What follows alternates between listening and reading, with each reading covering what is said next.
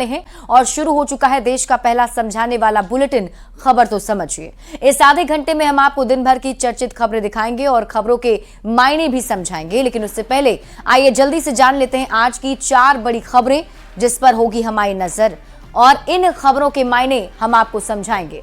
70वीं UPSC PT परीक्षा पर सबसे बड़ी जानकारी सामने आई है, वो आपको बताएंगे। भ्रष्ट डीईओ का कैश लॉक आपको दिखाएंगे। समझिए अनंत सिंह वर्सेस सोनू मोनू गैंग का सच क्या है और सिगरेट ना देने पर गैंग रेप की खबर आपको बताएंगे। आज बुलेटिन की शुरुआत पॉलिटिकल खबर से नहीं बल्कि बिहार की सबसे बड़ी परीक्षा और उसके रिजल्ट से करेंगे, क्योंकि ये करीब 4 लाख छात्रों से जुड़ी बड़ी खबर है।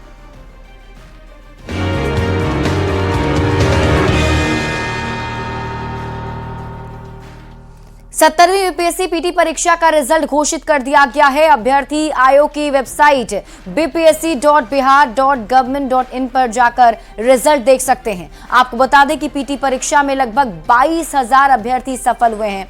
70वीं यूपीएससी पीटी परीक्षा 13 दिसंबर को हुई थी। वहीं बापू परीक्षा सभागार वाली रद्द हुई परीक्षा का आयोजन 4 जनवरी को किया गया था, जिसके रिजल्ट भी एक साथ जारी किए गए हैं। तो बीपीएससी पीटी परीक्षा का रिजल्ट अब जारी कर दिया गया है।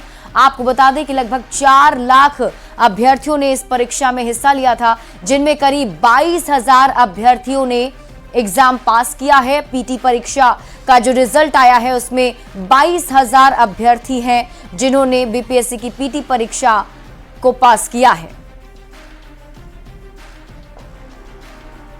और 70वीं बीपीएससी पीटी परीक्षा का रिजल्ट आपको बताएं उसके पहले 70वीं बीपीएससी परीक्षा से जुड़ी कुछ जानकारी आपको बता देते हैं। 70वीं बीपीएससी परीक्षा 2035 पदों को लेकर हो रही है। पीटी यानी कि प्रारंभिक परीक्षा 13 दिसंबर को ली गई थी और री एग्जाम 4 जनवरी को हुआ था। बीपीएससी पीटी परीक्षा के लिए 4,80,000 अभ्यर्थियों ने एडमिट कार्ड डाउनलोड किए थे, जिनमें से 3,29,000 अभ्यर्थी परीक्षा में शामिल हुए। इसमें से 21,581 अभ्यर्थी पीटी की परीक्षा में पास हुए हैं। श्रेणी यानी कि कैटेगरी वाइज पास हुए छात्रों की अगर बात करें तो 21,581 में से सामान्य श्रेणी के 9,017 अभ्यर्थी हैं। एससी वर्ग के 3,295 अभ्यर्थी हैं। एसटी वर्ग के 211 अभ्यर्थी हैं। ओबीसी वर्ग के 2,793 अभ्यर्थी पास हुए हैं, जबकि ईबीसी यानी कि अत्यंत पिछड़ा वर्ग से 3,515 अभ्यर्थी पास हुए हैं। पिछड़ा वर्ग की 601 महिला अभ्यर्थी 70वीं बीपीएससी पीटी परीक्षा में पास हुई हैं। तो दिव्यांग की बात करें 561 इनकी संख्या बताई जा रही है। ईडब्ल्यूएस 2,149 और फ्रीडम फाइटर कोटे से 280 अभ्यर्थी पास हुए हैं। अब सवाल है कि 70वीं बीपीएससी पीटी की इतनी चर्चा क्यों हो रही है, तो आइए इसे भी समझ लेते हैं। दरअसल 13 दिसंबर को पीटी की परीक्षा हुई थी। 911 सेंटर पर सब कुछ शांत रहा, लेकिन पटना के एक सेंटर बापू एग्जाम सेंटर पर हंगामा हुआ था और कुछ लोगों ने पेपर लीक होने का आरोप लगाया था, जिसके बाद बापू सेंटर की परीक्षा को रद्द करके दोबारा इसका एग्जाम लिया गया। हालांकि कुछ छात्रों ने पूरी पीटी परीक्षा को ही रद्द करने की मांग की और इसको लेकर जमकर बिहार में सियासत भी हुई। यहां तक कि जनसुराज के संयोजक प्रशांत किशोर अनशन पर बैठ गए, जेल गए और फिर बेल पर बाहर आए। हालांकि पीटी परीक्षा को रद्द करने की मांग को लेकर सुप्रीम कोर्ट में याचिका भी दायर की गई थी, लेकिन सुप्रीम कोर्ट ने याचिका खारिज करके हाईकोर्ट जाने को कहा और इसके बाद हाईकोर्ट में इस मामले पर सुनवाई हुई, लेकिन कोर्ट ने परीक्षा पर तुरंत रोक लगाने से मना कर दिया। अब एक बार फिर 31 जनवरी को फिर से हाईकोर्ट में सुनवाई होगी। देखना होगा कोर्ट की तरफ से क्या फैसला सामने आता है, लेकिन बीपीएससी की तरफ से पहले ही कहा जा रहा था कोई गड़बड़ी नहीं है और रिजल्ट भी अब जारी कर दिया गया है। बढ़ते हैं आगे, बात अगली खबर की। पश्चिम चंपारण में डीईओ के पद पर तैनात रजनीकांत प्रवीण के ठिकानों पर विजिलेंस की रेड पड़ी। रेड में करोड़ों रुपए कैश और करोड़ों के जमीन, कागज और गाड़ियां मिली हैं। भ्रष्ट डीईओ रजनीकांत प्रवीण को शिक्षा विभाग के एसीएस एस सिद्धार्थ ने निलंबित भी कर दिया है। ये रिपोर्ट देखिए, फिर खबर तो समझिए। नोटों की इन गड्डियों को देखिए। 1, 2, 3, 4, 5, 6, 7, 8, 9, 10। ये गिनती 10 पर भी बस नहीं होने वाली। बस गिनते जाइए, गिनते जाइए। कितना गिनेंगे, शायद आपको उतनी गिनती याद नहीं होंगी जितने नोटों की यहां गड्डियां पड़ी हैं। तभी तो इन्हें गिनने के लिए नोट गिनने वाली 2 मशीनें मंगानी पड़ी। ऐसा लग रहा है जैसे नोटों का बिस्तर हो, वो भी 500-500 के नोटों के बंडल का। छिटपुट 200 और 100 की भी कुछ गड्डियां हैं, लेकिन 10, 20 और 50 के नोट के लिए यहां कोई जगह नहीं है। नोट देखकर मन भर गया हो तो अब खबर भी जान लीजिए। तस्वीरें बेतिया की हैं और ये नोट मिले हैं भ्रष्ट डीईओ रजनीकांत प्रवीण के घर से। रजनीकांत प्रवीण इन नोटों की बरामदगी के पहले तक पश्चिमी चंपारण में डीईओ के पद पर तैनात थी, जो अब सस्पेंड हो चुके हैं। लेकिन डीईओ के ठिकानों पर हुई छापेमारी में जितना कैश, जितने जमीन के कागजात, जितनी गाड़ियां मिली हैं, उतना बिहार का कोई आम आदमी पूरी जिंदगी भर नहीं देखा होगा। आय से 1,87,23,000 रुपए से अधिक की संपत्ति का मामला दर्ज कर स्पेशल विजिलेंस यूनिट ने रविकांत प्रवीण के ठिकानों पर छापेमारी शुरू की। बेतिया, समस्तीपुर और दरभंगा में एक साथ शुरू की गई छापेमारी के दौरान गुरुवार दोपहर तक बेतिया से 64 लाख नगद और 40 लाख रुपए की अचल संपत्ति के दस्तावेज मिले। तस्वीरें दिखा रहे हैं बेतिया के सरिस्वा रोड स्थित ये आवास में रहते हैं रजनीकांत प्रवीण, और भारी मात्रा में कैश मिलने की बात बताई गई है। और कैश मिलने के बाद देख सकते हैं तस्वीरों के माध्यम से जिस तरह से कैश को गिनने के लिए मशीनें मंगाई गई है, तो निश्चित तौर पर भ्रष्टाचार का एक बड़ा खुलासा विजिलेंस जरूर कर सकती है। तो दरभंगा में डीईओ की पत्नी के आवास से करोड़ों के कैश मिल चुके हैं। इसमें से 1 करोड़ से ज्यादा की गिनती हो चुकी है और नोट गिनने के लिए 2 मशीनों को लगाया गया है। इसके अलावा पति पत्नी के नाम पर 10 से ज्यादा बैंक खाते और एफडी में निवेश के कागजात मिले। जमीन और जेवर की तो बात ही मत करिए, स्कूल की तस्वीर देखते ही होश उड़ जाएंगे। सवाल है कि क्या डीईओ अपनी नौकरी से इतना पैसा कमा सकते हैं? अगर नहीं तो फिर ये छापेमारी भ्रष्ट अधिकारियों को सरकार का सीधा संदेश है, सुधर जाओ नहीं तो सुधार दिए जाओगे। न्यूज़ 18 के लिए बेतिया से मुन्ना राज, दरभंगा से विपिन कुमार, समस्तीपुर से मुकेश के साथ पटना से संजय कुमार की रिपोर्ट।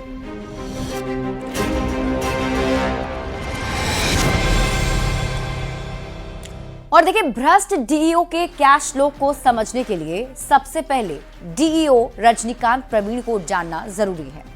रजनीकांत प्रवीण ने 2005 में शिक्षा विभाग में ज्वाइन किया है। डीईओ रजनीकांत प्रवीण पर आय से अधिक संपत्ति इकट्ठा करने का आरोप लगा है। रजनीकांत प्रवीण पर आय से करीब बहुत ज्यादा कमाई की संपत्ति का आरोप लगा है, मतलब 74.30% ज्यादा कमाई का आरोप इन पर लगा है, जिसकी वजह से एफआईआर दर्ज कर छापेमारी कर रजनीकांत के ठिकानों पर टीम पहुंची थी। स्पेशल विजिलेंस यूनिट की छापेमारी में आरोप से कई गुना ज्यादा संपत्ति बरामद किए गए और इस छापेमारी में बोरा और बैग से कैश के साथ साथ जमीन के कागजात भी मिले हैं। बेतिया में रजनीकांत प्रवीण के ठिकानों से 23 जनवरी दोपहर तक 64 लाख कैश और 40 लाख की अचल संपत्ति के कागज मिले। और इसके बाद दरभंगा में भ्रष्ट डीईओ की पत्नी के आवास से करोड़ों के कैश मिले, जिसमें दोपहर तक 1 करोड़ की गिनती हो चुकी थी। नोट गिनते गिनते नोट गिनने वाली मशीन भी परेशान थी। आइए अब जानते हैं कि कहां-कहां से जमीन और आवास की जानकारी मिली है। तो आपको बता दें कि रजनीकांत की पत्नी के नाम पर पटना के सादिकपुर में आवासीय जमीन मिला है। हनुमान नगर पटना में ही आवासीय फ्लैट है। इसके साथ ही राजधानी पटना में ही डीईओ की पत्नी के नाम पर एक मकान भी बना हुआ है। दरभंगा में पत्नी के नाम पर 48 डिसमिल कृषि योग्य भूमि और 9 डिसमिल आवासीय भूमि की जानकारी भी मिली है, जबकि शेखपुरा में पत्नी के नाम पर 6 डिसमिल आवासीय भूमि से जुड़े कागजात भी मिले हैं। मधुबनी के नरपति नगर में 15.20% डिसमिल व्यावसायिक भूमि भी मिली है और साथ ही साथ मुसहरी ब्लॉक मुजफ्फरपुर में भी जमीन इनके नाम पर है। खजौली दरभंगा बाईपास के पास डीईओ की पत्नी के नाम पर जमीन है और जिस जमीन पर स्कूल बना है, स्कूल में भी 10 मिनी बस हैं। यही नहीं, 10 बैंक खाते हैं, एफडी में निवेश और लाखों के गहने के कागज भी टीम के हाथ लगे हैं। इसके साथ ही बिहार से बाहर भी डीईओ की संपत्ति होने की आशंका जताई जा रही है। और अब आप खबर तो समझिए। मान लीजिए कि डीईओ का वेतन 1.5 लाख रुपए है। हालांकि ज्वाइन करते समय इतना वेतन नहीं होगा, फिर भी अगर मान भी लें तो 2005 में रजनीकांत ने ज्वाइन किया था। ऐसे में करीब 20 साल नौकरी किए। 1.5 लाख के हिसाब से अगर देखा जाए तो उनका कुल वेतन 3 करोड़ 60 लाख रुपए होता है, जबकि छापेमारी में ही करोड़ों की संपत्ति की जानकारी मिल चुकी है। तो ऐसे में सवाल है कि वेतन से ज्यादा संपत्ति कैसे मिली? मतलब यह काली कमाई से काला धन बनाया गया है और घुसखोरी से अकूत संपत्ति बनाई गई है। छापेमारी ऐसे भ्रष्ट अधिकारियों के लिए सीधा संदेश है, सुधर जाओ वरना सुधार दिए जाओगे। और यही वजह है कि स्पेशल विजिलेंस की टीम लगातार कार्रवाई कर रही है। बढ़ते हैं आगे और बात अगली खबर की। बुधवार की शाम मोकामा में हुई गोलीबारी के मामले में पूर्व विधायक अनंत सिंह सहित दोनों पक्षों के खिलाफ केस हुआ है। तकनीकी विभाग और एफएसएल की टीम ने मौके से साक्ष्य जुटाए हैं। अनंत सिंह और सोनू मोनू गैंग की ओर से एक दूसरे पर फायरिंग का आरोप भी लगाया जा रहा है।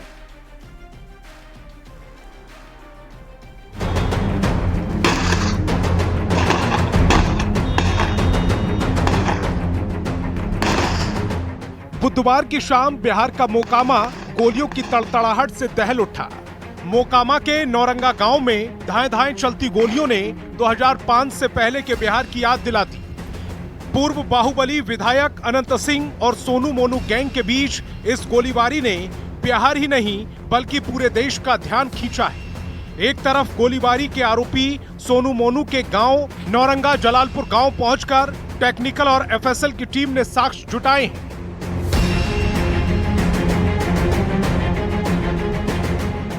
एफआईआर इस मामले से संबंधित है। इसमें सार्वजनिक स्थान पर गोली चलाने और जो हत्या का प्रयास करने और साथ में जो बीएनएस की अन्य धाराएं हैं उसके अंतर्गत इसमें सोनू मोनू और पूर्व विधायक पर उस मामले में एफआईआर। तो दूसरी ओर आरोपी सोनू सिंह ने आरोप लगाया है कि गोली पूर्व विधायक अनंत सिंह और उनके लोगों ने चलाई।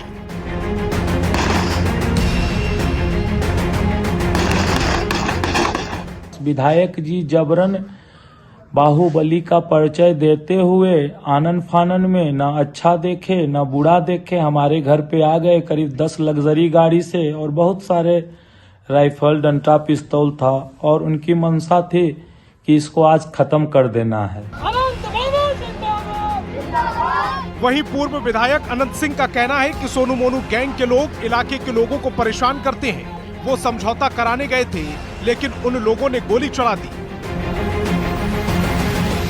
चोर है, पॉकेटमार है, किडनैपर है। जितना केस है देखिएगा कुल किडनैपर का हाल किडनैप पहले पकड़ा गया था, हाल जेल से छूट के आया है। ये सोनू मोनू, हाँ जी, वो बाबू गिन लीजिए तीनों क्या काम करता है। मोकामा के नौरंगा जलालपुर गांव में हुई गोलीबारी ने जहां एक और 2005 से पहले वाले बिहार की याद ताजा कर दी, तो दूसरी ओर विपक्ष को सरकार पर निशाना साधने का मौका दे दिया। जी बाहर निकले, चीजों को देखें और इस पे घटना पर जो क्या उनका वक्तव्य है, क्या स्टैंड है, वो बोले। आखिर खुले आम अपराधी 2 राउंड चलने के बाद भी वो लोग क्यों बाहर घूम रहा है और इंटरव्यू दिया जा रहा है? तो ये तो बहुत ही, जितनी निंदा की जाए वो कम है। अनंत सिंह और सोनू मोनू गैंग के बीच हुई गोलीबारी का सच क्या है, ये तो जांच के बाद ही तय हो पाएगा। फिलहाल पूरे बिहार में शूटआउट की चर्चा है। न्यूज 18 के लिए पटना से संजय कुमार और बाढ़ से अनुरुद्ध के साथ ब्यूरो रिपोर्ट। अनंत सिंह पर फायरिंग के खबर को समझने के लिए पहले अनंत सिंह को समझना पड़ेगा और उसमें भी सबसे पहले अनंत सिंह के राजनीतिक सफर को समझना पड़ेगा। अनंत सिंह सक्रिय राजनीति में 2005 में आए और 2005 का चुनाव जेडीयू के टिकट पर लड़कर विधायक बने। फिर 2010 में अनंत सिंह दोबारा विधायक बने, लेकिन इसी बीच नीतीश कुमार से उनकी अनबन हो गई और अनंत सिंह 2015 में निर्दलीय ही मैदान में कूद पड़े। एक बार फिर से मोकामा से ही अनंत सिंह विधायक चुने गए। 2020 में अनंत सिंह ने आरजेडी के टिकट पर चुनाव लड़ा और विधायक भी बन गए, लेकिन महज 2 साल बाद यानी कि 2022 में AK-47 के केस में नाम आने के बाद अनंत सिंह की विधायकी चली गई। अनंत सिंह के सियासी सफर को भी जान लीजिए। अब अनंत सिंह पर हुई फायरिंग खबर को हम समझते हैं, लेकिन उसके लिए आपको 3 दशक पहले यानी 90 के दशक में चलना पड़ेगा। ये वो समय था जब बिहार में जातीय संघर्ष चरम सीमा पर थी।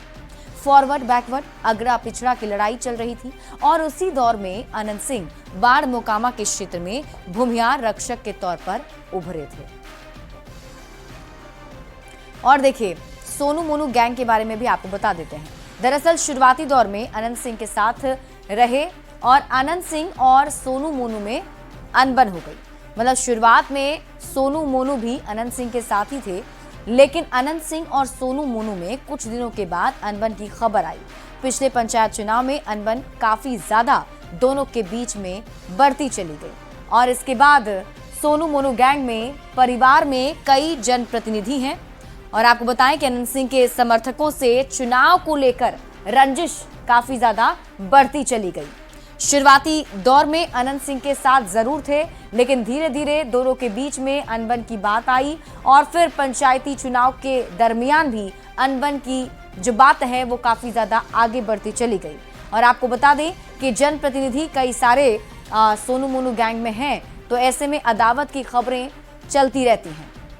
बढ़ते हैं आगे और बात अगली खबरें करेंगे। सीएम नीतीश कुमार ने प्रगति यात्रा के दौरान सहरसा में सौगातों की बारिश कर दी। सीएम ने सहरसा को 210 करोड़ से ज्यादा की योजना की सौगात दी है। सहरसा के लिए सीएम ने कई बड़े ऐलान भी किए हैं।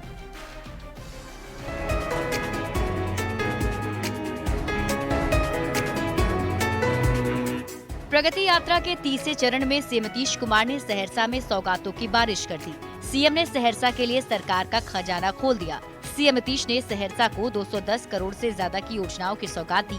सीएम ने 36 योजनाओं का उद्घाटन और 16 योजनाओं का शिलान्यास किया। मुख्यमंत्री ने 70 कटैया प्रखंड के मेन्हा ग्राम में 520 बच्चों की क्षमता वाले अन्य पिछड़ा वर्ग कन्या आवासीय 10+2 उच्च विद्यालय भवन का उद्घाटन किया। मुख्यमंत्री ने नवनिर्मित भवन का निरीक्षण किया और परिसर में बनाए गए शिक्षकों के आवास और छात्रावास का जायजा लिया। यहाँ मुख्यमंत्री ने अलग अलग विभाग के स्टॉल का निरीक्षण किया, साथ ही जीविका दीदियों के स्टॉल पर लगाए गए उत्पादों को देखा और उनसे बातचीत भी की। सीएम ने तिलावे नदी की गाद की समस्या के निदान के काम का जायजा भी लिया। सीएम नीतीश ने समीक्षा बैठक में सहरसा के लिए कई बड़े बड़े ऐलान किए हैं। सहरसा में तिलावे नदी का उड़ाही किया जाएगा। नगर निगम क्षेत्र में स्मार्ट वाटर ड्रेनेज सिस्टम का विकास किया जाएगा। मां उग्र तारा धाम क्षेत्र को पर्यटन केंद्र के रूप में विकसित किया जाएगा। जिला मुख्यालय में प्रमंडल स्तरीय खेल परिसर का विकास किया जाएगा। सहरसा शहर में बंगाली बाजार रेलवे ओवरब्रिज का निर्माण किया जाएगा। 70 कटैया प्रखंड में वाटर चैनल का उड़ाही किया जाएगा। बनमा इटहरी और 70 कटैया प्रखंड में प्रखंड सह अंचल कार्यालय भवन का निर्माण कराया जाएगा। सहरसा हवाई अड्डे पर छोटे विमानों के संचालन के लिए उड़ान योजना में शामिल करने के लिए केंद्र से अनुरोध किया जाएगा। सीएम ने सहरसा के लिए बड़े ऐलान कर लोगों का दिल जीत लिया है। प्रगति यात्रा के दौरान सीएम का बिहार वासियों को तोहफा देने का सिलसिला लगातार जारी है। न्यूज 18 के लिए सहरसा से शैलेंद्र कुमार की रिपोर्ट। और फिलहाल इस बुलेटिन में अभी के लिए बस